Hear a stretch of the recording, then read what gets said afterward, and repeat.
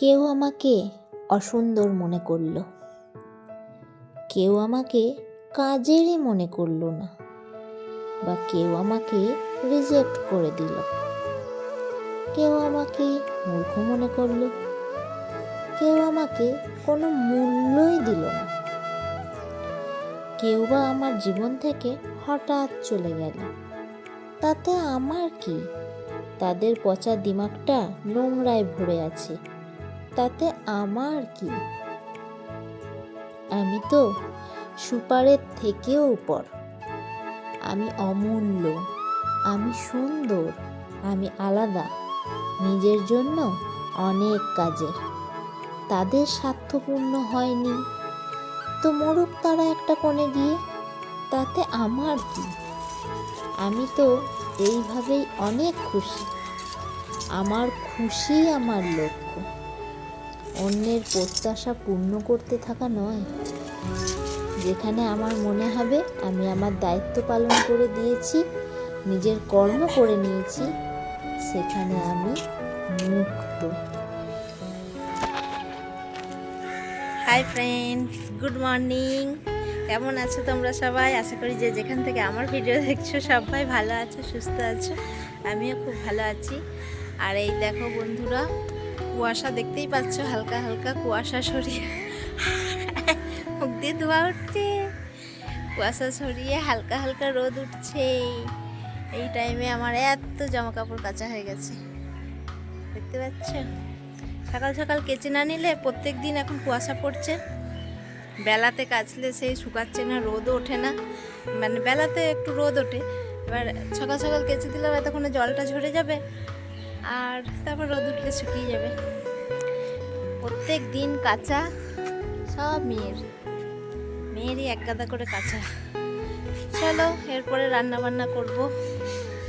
তাহলে এখনকার মতো টাটা, বাই বাই। তো বন্ধুরা, সকালবেলায় দেখো জলখাবারে খিচুড়ি বানিয়ে নিয়েছি, দেখতেই পাচ্ছ মেঘলা মেঘলা ওয়েদার, তার মধ্যে এক গাদা জামা কাপড় কেচে এসেছি। তো সকাল সকাল খিচুড়ি বানিয়েছি, আর এদিকে বসিয়েছি ডাল সেদ্ধ, ভাতের জন্য রান্না হচ্ছে। আর এদিকে একটু আলু চচ্চড়ি করছি, কারণ সকালবেলায় খিচুড়ি সবাই খাবে না। আমি খেয়েছি, আমার মেয়ে খেয়েছে, শাশুড়ি মা খেয়েছে, আর একজন যে বাকি আছে তিনি খাননি, তেনার জন্য আর কি আলু চচ্চড়ি করা হচ্ছে। আর আপাতত কি মূলো ভাজা হয়েছে, আর একটা চচ্চড়ি কেটে রেখেছি। সব কিছু সবজি দিয়ে একটা চচ্চড়ি করব, আর কি করব রান্না তারপরে দেখা যাক। তো চলো আজকের সকালটা এখন থেকে শুরু করলাম। কুয়াশা ভরা সকাল, যদিও এই সকালটা অনেক দিন আগের, যখন মানে কুয়াশা কুয়াশা থাকছিল কদিন ধরে, খুব রোদ উঠছিল না তখনকার। ফ্রেন্ডস, আজকে সোনুর রেজাল্ট। তো চলো এখন স্কুল যাব, দেখা যাক কি করে। সকালবেলায় কি করেছিল? কি করে দেখা যাক। সকালবেলায় কি করেছিল? কি করেছিলিস? সকালবেলা উঠে কানতে লেগেছি, যেই বলেছি সোনু পিঠটায় আজকে তেল মাখাবো বেশ ভালো করে, ঠিক আছে, যেই পিঠে আজকে ভালো করে তেল মাখাবো, দিয়ে স্কুল নিয়ে যাবো, কানতে লেগেছি। বলছে আমার ভয় লাগছে।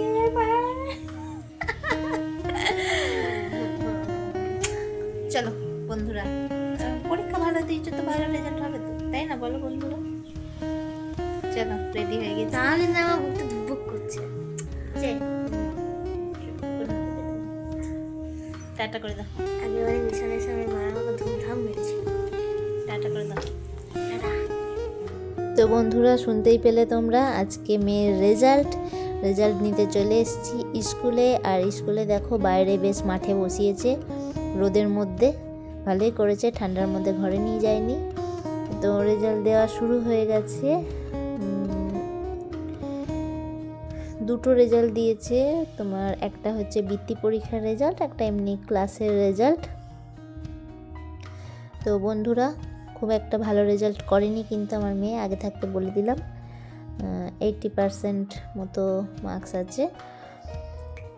আর এই দেখো সব গার্জেনরা দাঁড়িয়ে আছে, মেয়েদের রেজাল্ট, ছেলে মেয়েদের রেজাল্ট না তো বাবা মায়েদের টেনশন। তো তারপরে দেখো সন্ধেবেলায় চলে এসেছি চা করতে। আমার মেয়ে চা করা শিখে গেছে বন্ধুরা। আর কোনো চিন্তাই নেই, তোমরা চলে এসো চা খেতে আমাদের বাড়ি। ওই দেখো চা করে ফেলেছে, কিন্তু সাঁড়াশি নামাতে পারবে না। আর এদিকে দুধ বসিয়েছি, কফি করব। সব শুধু বলছে আমি দেব, আমি করব। আমি যে তাহলে কর। দিয়ে ওই চা করলো, কফি করলো, মানে সব কিছু আমি দিয়ে দিয়েছি, জাস্ট আর কি নাড়াচ্ছিল। আর এটা তাও আমি নাড়িয়ে দিলাম, গরমের মধ্যে হাতে ছাকা লেগে যাবে। তো সন্ধ্যেবেলা চা কফি খেটে ওকে তো পড়তে বসিয়েছিলাম। আর সেদিনকে খুব মাথাটা আমার যন্ত্রণা করছিল, খুব মাথা ধরেছিল, আমি তাকাতে পারছিলাম না একদম। তো রাতে রান্না করতে পারিনি, তাই জন্য বলেছিলাম যে একটু রুটি কিনে আনতে, রুটি আর তড়কা। তাই জন্য একটু রুটি আর তড়কা কিনে এনেছিল। দোকানের জিনিস খাওয়ানো তো বন্ধুরা, কি পাতলা পাতলা রুটি।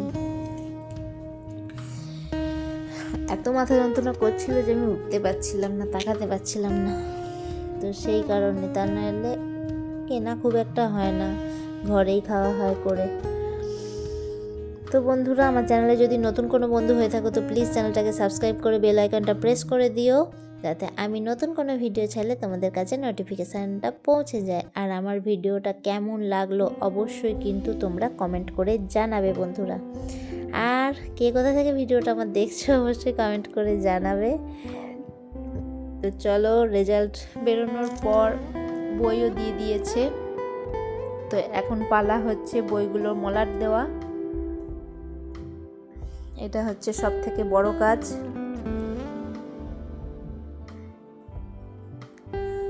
একদিনে তো সব বই মলাট দিতে পারি না, মানে এক দিন করে দিয়েছি, কারণ সব কাজ সেরে টেরে তো বসতে হবে, বলো বন্ধুরা, এত সময় কোথায় যে সব বই কটা একসাথে মলাট দেব।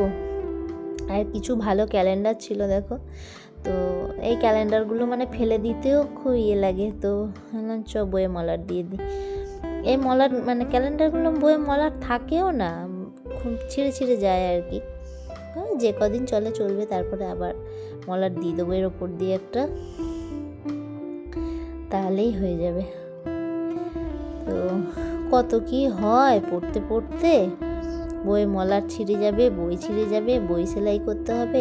1 বছর একটা বই চলা মানে বিরাট ব্যাপার ওদের কাছে। তো তাই জন্য এখন বইয়ে মলাট দিয়ে দিচ্ছি। ভিডিওটা কদিন আগেকারই করা। তো বন্ধুরা, তোমরা কে কে পেয়েছো নতুন বই, কে কে মলাট দিয়েছো, আর কে কে পড়া শুরু করেছো আমার মেয়ের মতো? যদি কেউ থাকো তাহলে আমার কমেন্টে জানিও। এই দেখো, আর ও বসেছে স্টিকার লাগাতে। মলাট দেওয়া হয়ে গেছে, এবার স্টিকার লাগাবে, নাম লিখবে, এইসব। এখন নতুন বই পেয়েছে তো এখন খুব আনন্দ। এখন মানে দিনরাত বইগুলো খুলে খুলে দেখছে, এ করছে। পড়াশোনা করুক আর না করুক, বইগুলো খুলে খুলে দেখা হচ্ছে। আর সারাক্ষণ আমার পেছনে লেগে আছে, মলাট দিয়ে দাও, মলাট দিয়ে দাও। দিচ্ছি রে বাবা, সব কাজ সামলেই তো করতে হবে। এই হচ্ছে ব্যাপার। সবগুলো মানে ক্যালেন্ডার দিইনি আর কি, মলাট যেটা ছিল কেনা সেগুলোও দিয়েছি। তো এই দেখো বন্ধুরা, নীল রঙের এই মলাটটা কেনা ছিল, এগুলো দিয়েছি। এটা প্লাস্টিক টাইপের মলাটটা, ভালোভাবে রোদে জলে ভিজবে না, ছিঁড়বে না। আর ওইগুলো যতদিন থাকে থাকুক, তারপরে আবার চেঞ্জ করে দেব। তো আপাতত সব বই কটা 2 দিন ধরে দিয়ে কমপ্লিট করে দিয়েছি মলাট। আমি জানি বছরের মধ্যখানে আবারও আমাকে মলাট দিতে হবে, কোনো মলাটটাই 1 বছর টেকে না। তো চলো বন্ধুরা, ভিডিওটা আজকে এখানেই শেষ করছি। সবাই ভালো থেকো, সুস্থ থেকো, আর অবশ্যই কমেন্ট করে জানিও কেমন লাগলো। আর এটা র্যালি বেরিয়েছিল বন্ধুরা 12ই জানুয়ারি, তোমার স্বামী বিবেকানন্দের জন্মদিনের দিন র্যালিটা বেরিয়েছিল। তো আমি মানে ভিডিওটা আগে থেকে তুলতে ভুলে গেছিলাম।